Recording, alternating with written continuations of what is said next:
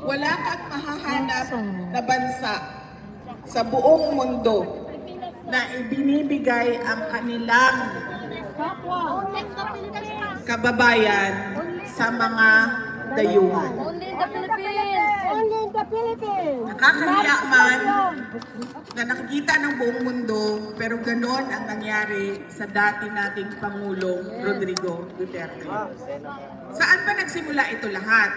Kaya ako nakiusap paulit-ulit sa ating mga organizers dito sa The Hague, sa ating mga kasama.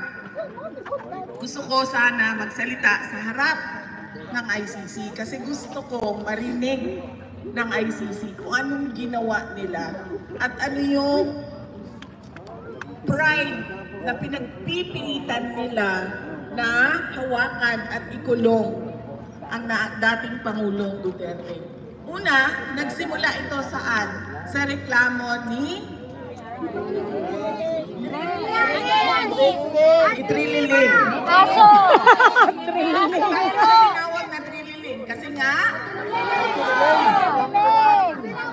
may sayad.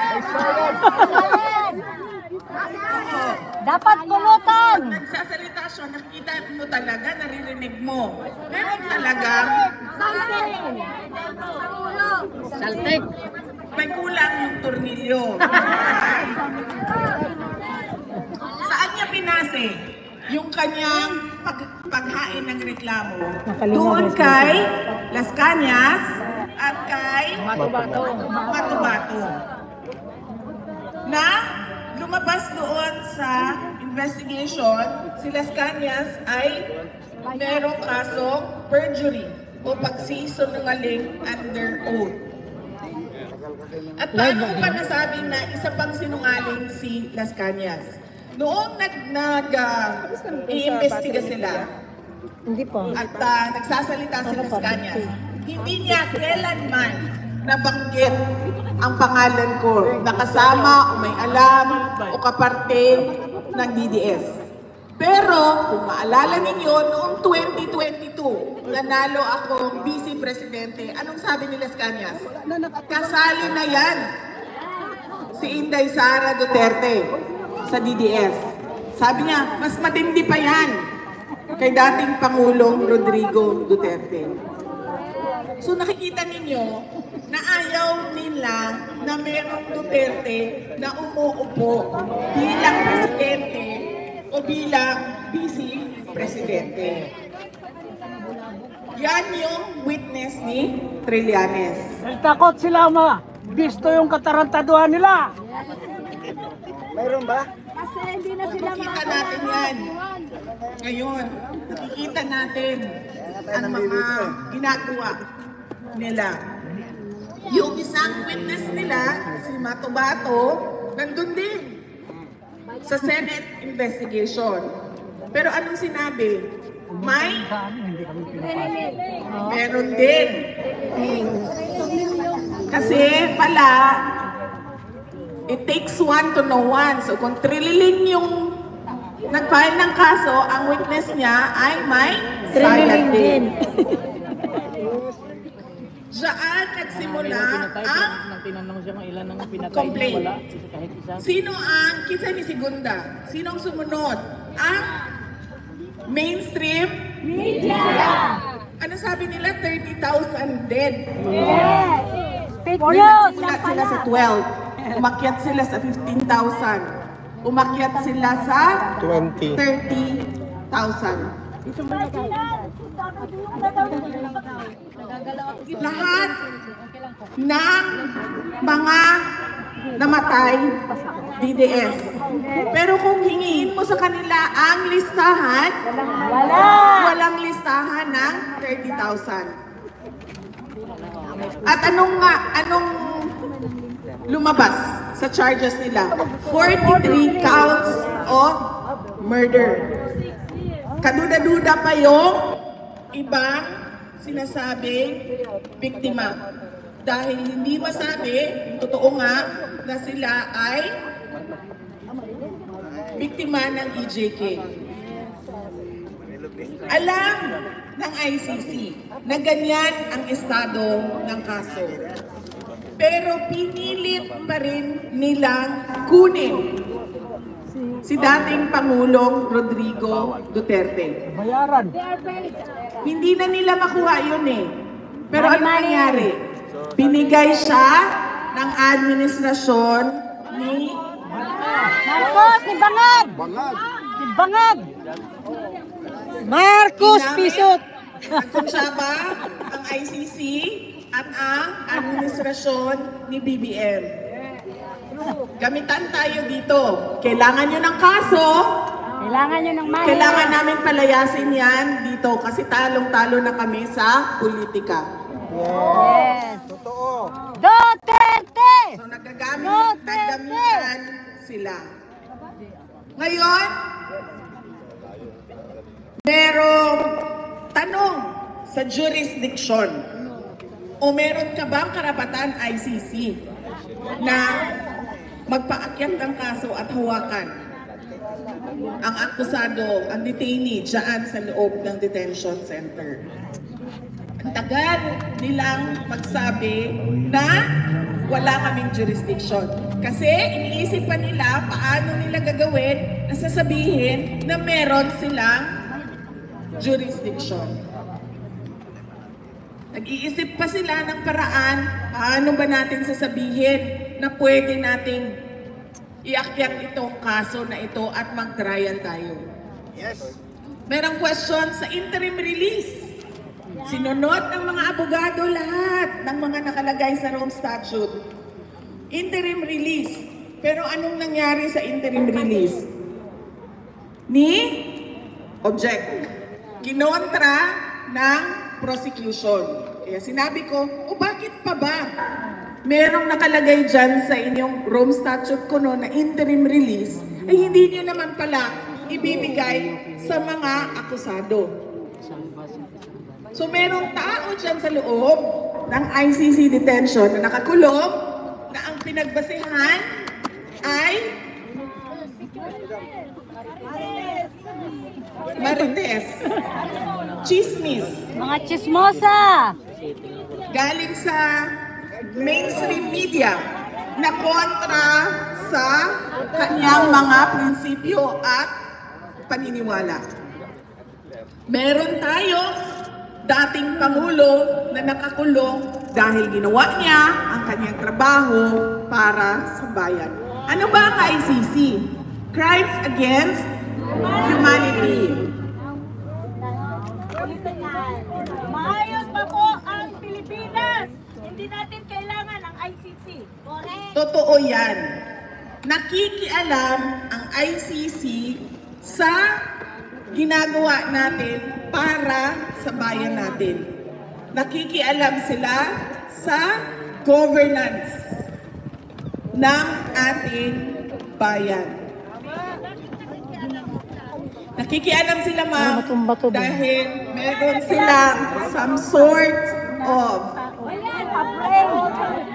unang-una, agenda, at kailangan nila panindigan yung suporta na pera na ibinibigay ng iba't ibang mga bansa para sa kanila.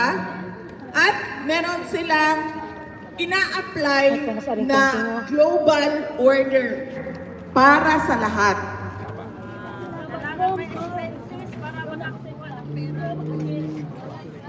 Pwede ba yun? Nakikialam sila sa pagpapatakbo o sa gusto ng mga sariling Pilipino para sa kanilang bayan o sa Pilipinas. Pwede ba yun? Hindi, ma'am. Kaya tayo nandito kasi gusto natin sabihin sa ICC. Bitawan nyo na yan.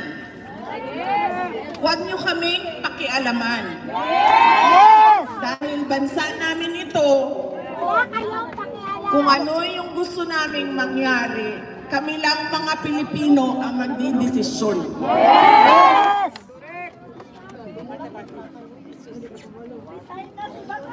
Bangag, resign! Yes, ma'am. Bring Like him sinabi ko home! sa'yo, may collusion. pinag-usapan na ng ICC. Kailangan namin ng kaso. Alam niyo ba, isa na lang ang kaso sa loob ng ICC. Ang kaso na lang ni dating Pangulong Rodrigo Duterte. Kaya hawak na hawak. Pilit na pilit sila. Politics! Na ang hawakan yung kaso. Kahit nga sabi ko, sino ba ang witness nyo? Isang tao na convicted na ng perjury at isang tao na sinabi may sayat talaga.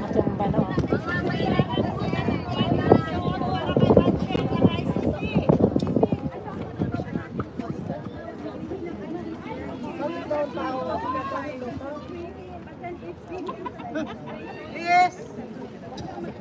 Hindi nila pwedeng gawin yan sa isang Pilipino, ma'am, na gustong bumalik sa kanyang bansa. Switzerland!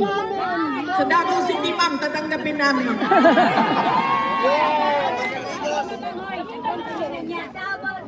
Ang gusto talaga ni dating Pangulong Rodrigo Duterte, lagi niya sinasabi, 80 years old na ako, ilang taon na lang ang naiwan sa buhay ko. Gusto ko lang umuwi para mamatay sa Pilipinas. Yan ang paulit-ulit na sinasabi niya. Kaya sinasabi ko rin sa kanya na huwag ka muna mamatay dahil wala ka pa sa Pilipinas. Tama. Di ba, ma'am? Yes, ma'am. Taka?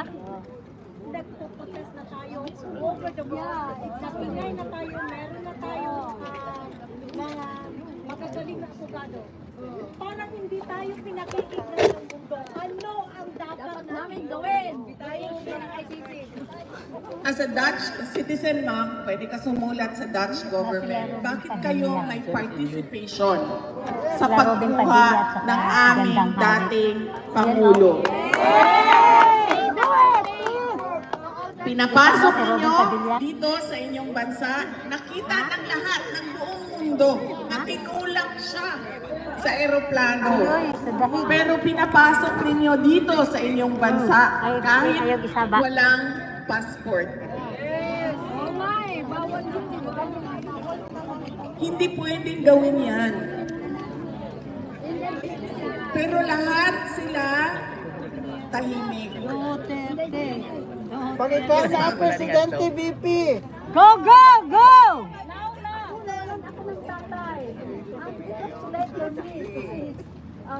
Sa dahig.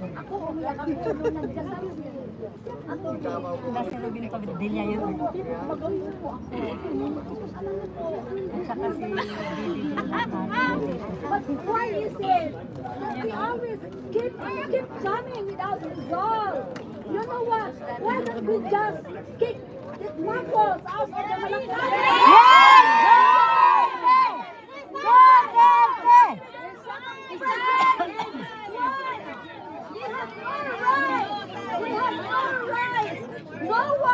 No Filipino is right to kick back his countrymen from his own land. No one. Darating tayo dyan, ma'am, sa ginagawa ng administrasyon ngayon sa Laban lang! Duterte! Vietnam, malapit na! Pagod na kami pabalik-balik. Kasi hanggang dito na lang ba kami? Sisigaw kami ng sisigaw. Bawal mapagod! Laban, Duterte! Ngayon, ano ang mangyayari? Laban! Nagsisigawan na. Hindi na kami hanggang dyan lang po. Bibi! Alam niyo po, diba ba ako na mag-line na wala ako doon? It's happening in Agusan del Sur. Hello? You know? So this is pain for us. It's pain for all of us. So there must be a legal. There must be a pressure to the President Marcos, please! Robin Padilla.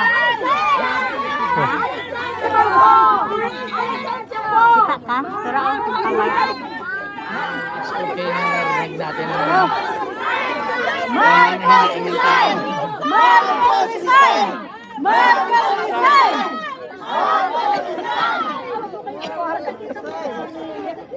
Loyal kami lahat. Kahit kami, kung kailan kami dito. Pero ang mga bayan namin, kung saan Marcos, resign! marami kami doon. Nauliya. Marcos Bangag! Bakit ganon? Bigyan ko lang ng, bigyan lang kita ng some sort of explanation. Kahit alam ko, naiintindihan ko, tayong lahat gusto natin mapalayas si BBM sa pwesto. Kasi wala tayong nakikita pagbabago o pagtutuloy ng pagbabago na nasimulan ni dating Pangulong Rodrigo Duterte na yan ang rason kung bakit natin siya binoto. Pero ma'am, kahit man mapalayas natin ang adik na presidente natin, hindi natin mapapabalik si dating Pangulong Rodrigo Duterte. So dalawang bagay po yun, ma'am.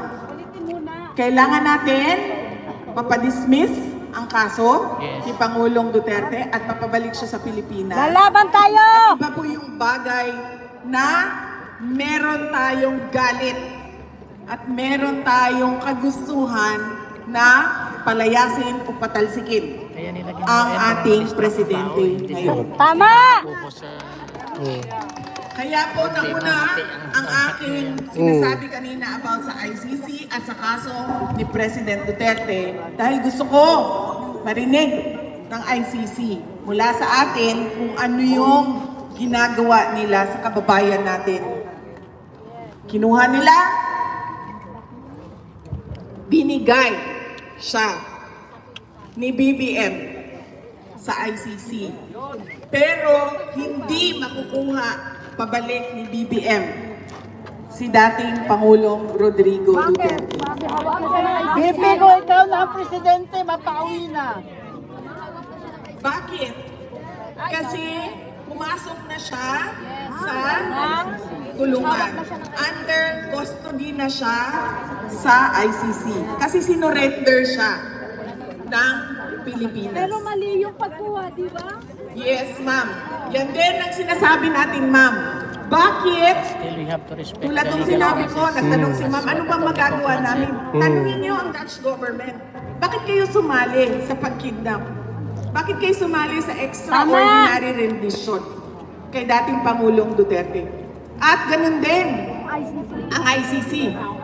Punuin ba na sulat? Sabi nila, sila ay para sa human rights, sila ay para sa democracy, liberty, freedom. Pero, nakita natin, di ba? Anong ginawa nila? Tinanggap nila with open arms ang taong kinidnap sa sariling bayan. Para magkapera sila.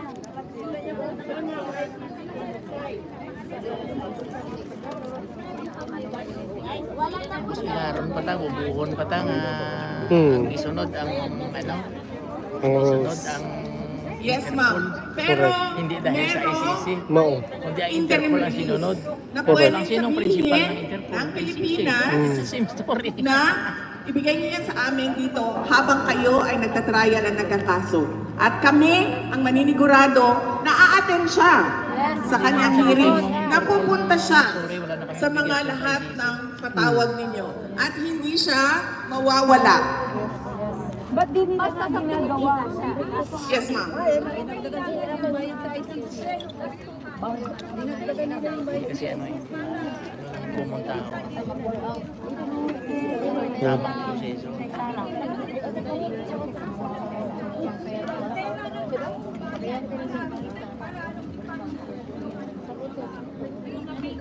Saglit lang.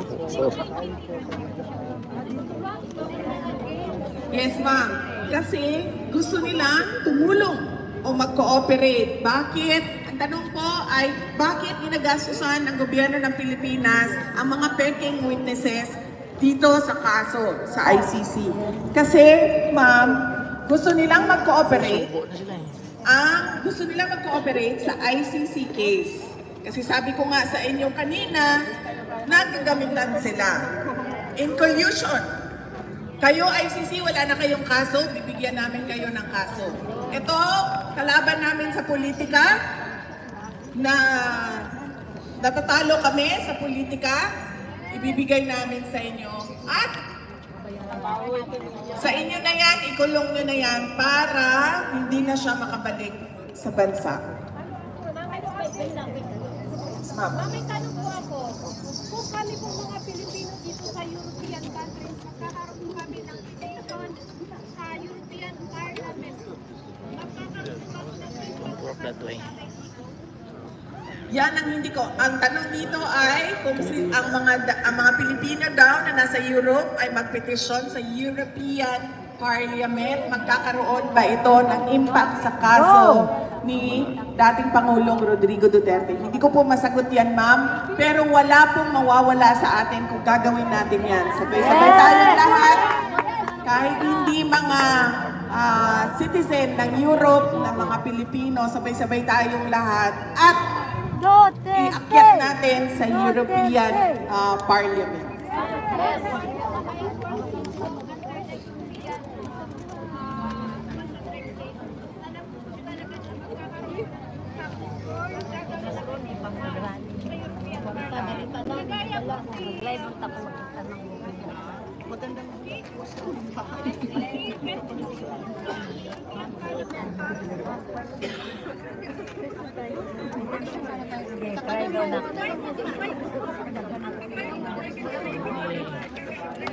Yung mga European leaders kasi galit kay Tatay Digong dahil hindi nila makontrol, no? hindi nila mabraso. Dahil alam nila na ano may yung mga suggestions ninyo at gagawin natin yan. Yes, sir.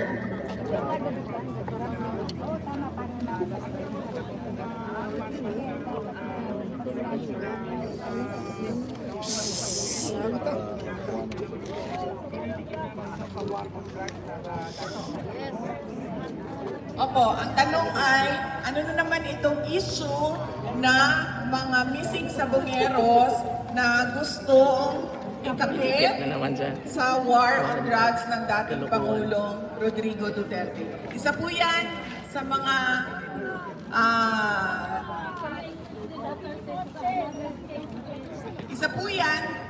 gusto nilang gawin, no, para palakasin yung kaso sa war on drugs. Gusto na lang nila sabihin, meron kaming mga nakitang buto dito. Buto ito ng EJK ng war on drugs ni Duterte. Yan lang po, napakasimple.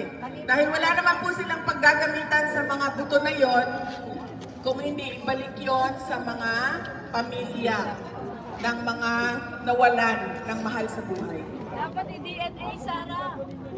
Tanik botol. Ay,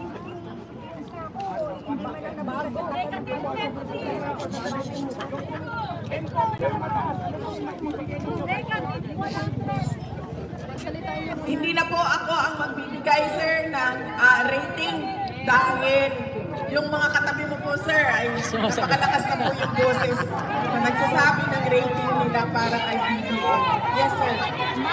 ano po ang inyong masasabi? Marami po kami mga, ano po yung masasabi? Marami po kami Pilipino ang naniniwala na nakikita kay dito ay ginawang palimutan, kalanggan doon sa LSRA.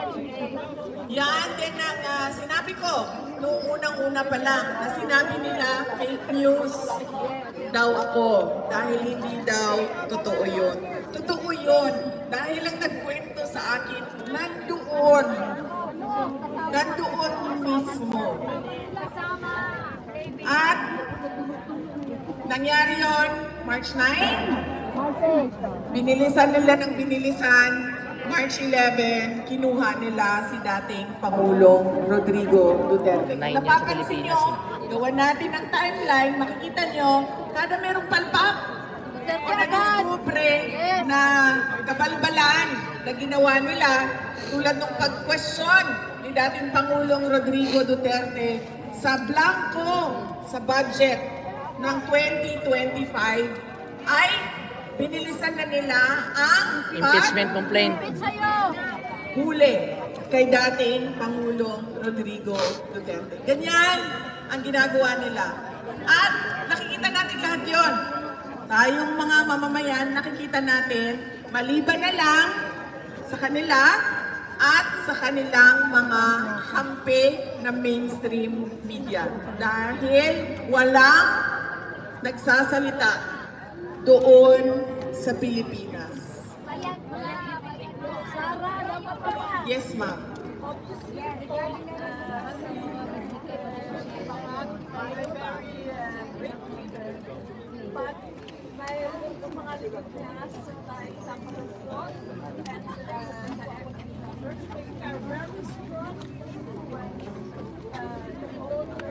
Ayan po mga kaibigan. Kasama po lang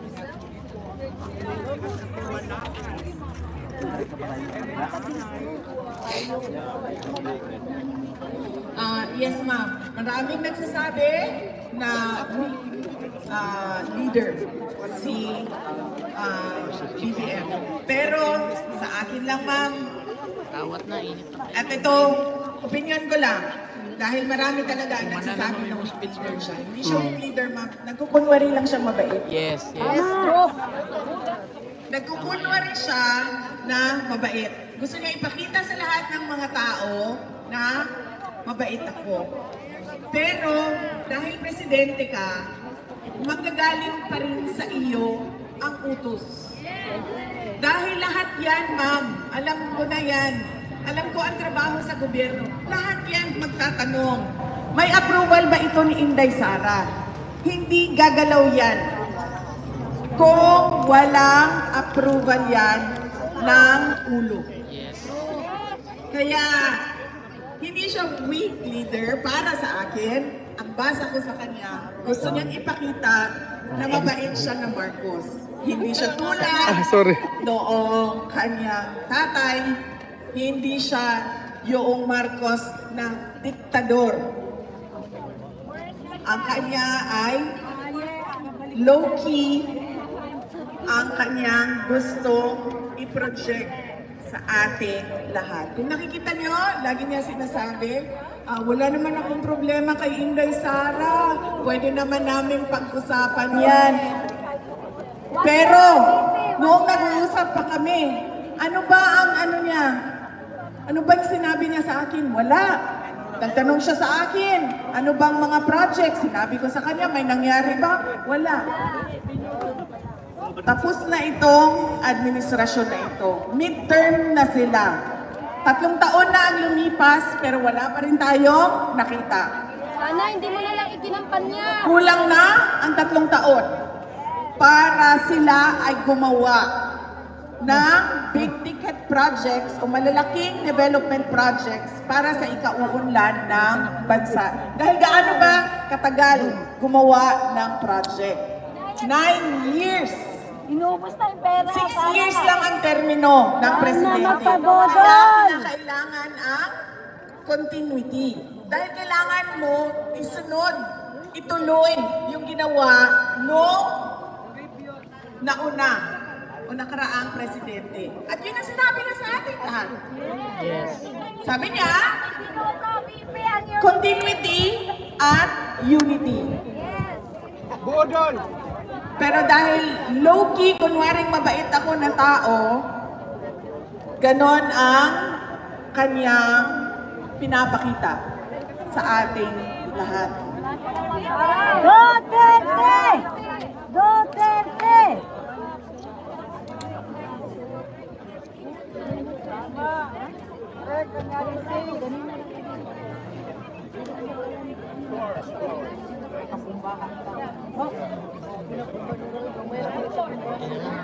Matyaga talaga si Inday. Willing siya talaga makinig sa tao eh.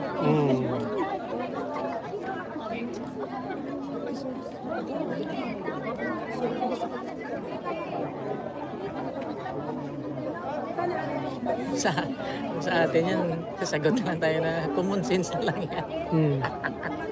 Pero matyaga talaga, bilib talaga, willing siya talaga. Duterte! Willing talaga siya makinig. Nakatao talaga sila.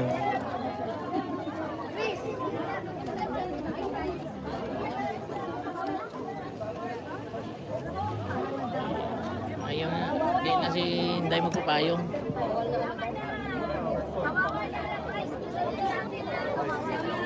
Mainit na mainit. Ang tanong dito ay ay bakit hindi masabi ni Senator Amy Marcos na ang kapatid niya, si President Marcos, ang nagpadala kay Pangulong Duterte dito sa Daig. Paano niya masagot Hindi ko yan? masagot yan, ma'am. Exactly, hindi na Dahil sagot na hindi ko dito. po alam kung ano iniisip niya at ano ang paninindigan niya sa pamilya at para sa kapatid niya. Dahil hindi namin pinag-uusapan ang kapatid niya dahil alam niya galit ako. Kaya hindi namin pinag-uusapan si Pangulong Bongbong Marcos. I-assure na sa 2028, nandito po kami para sa'yo. Ikaw po ang pangasa namin. Maraming salamat. Hindi po natapos ang aking Siguro nilang talumpati matrasuhin yung mga pamilya nyo, ha? Ako nang bahala na ipagpatuloy yung aking mensahe sa iba't ibang plataforma dahil ang ating mga kababayan sa Korea ay ganun din ang kanilang gagawin. Gusto nila ng rally na makita ng mundo kung anong kamalian ang ginawa sa ating kababayan na